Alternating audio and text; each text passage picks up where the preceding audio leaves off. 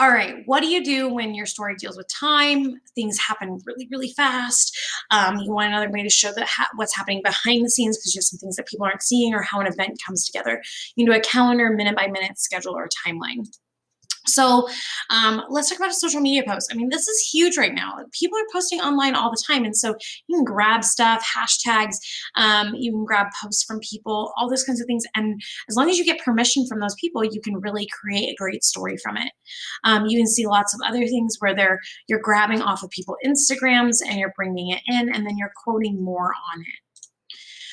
So what do you do when the story went viral? Everyone's using the same hashtag, or events are announced on Facebook or Instagram, or maybe even TikTok. Snapchat puts out a new filter. You do it for the gram. You really should be grabbing screenshots of those and then asking individuals if you can use those, and then building a story off of it. Some stats examples is where you're really just taking the stats and you're highlighting the numbers, but explaining it in a way that isn't boring, where you're just listing out numbers. You can do this with percentages, highlighting different pieces, all those kinds of things.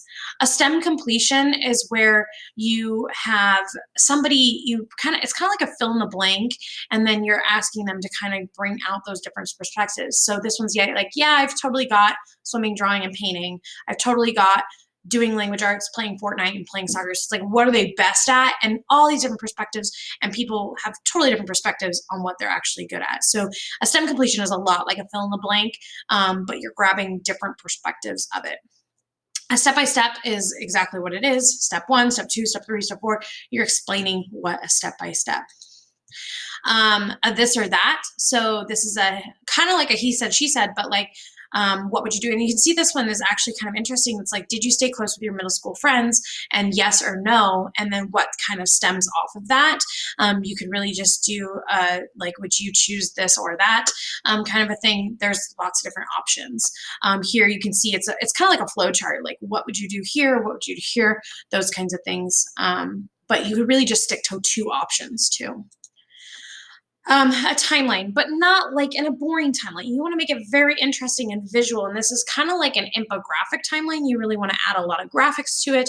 You want to add quotes to it. You want to have points in time that are meaningful to students, all those kinds of things. And try to do it in a visual way that is fun, right? Same thing here. You're kind of looking at different pieces. Would be a list where you're doing like the top 10 people who were part of Men's Fitness.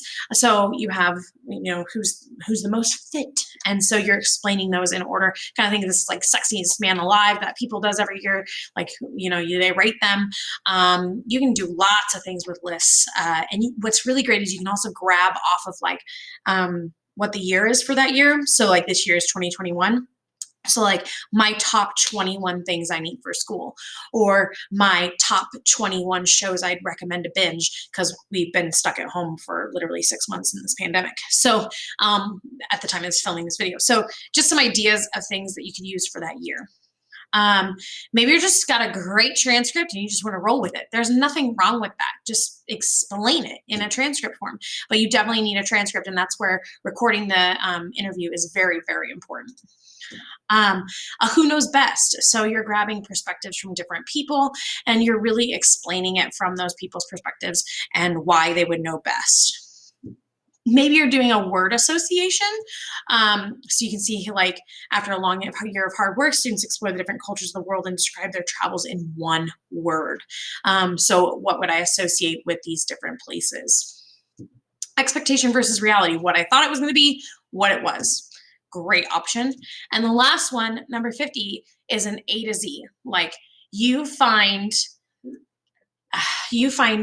all these different perspectives from one topic. So this one's trendy.